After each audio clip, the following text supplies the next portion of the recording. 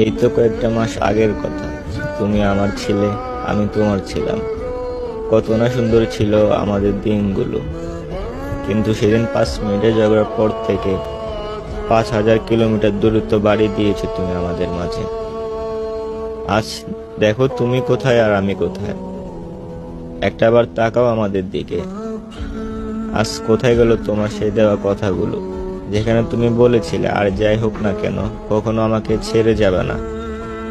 আজ তোমার সেই কথাগুলো শুধু মাত্র ইনবক্সে বন্দি। আর তুমি কিনা অন্য কারোর সাথে। তুমি আমাকে সবসময় বলতা, প্লিজ আমাকে কখনো ছেড়ে যেও না। উত্তরে আমি বলতাম, আমি তো ছেড়ে যাব না। কিন্তু একটা সময় তুমি আমাকে ছেড়ে যাবা।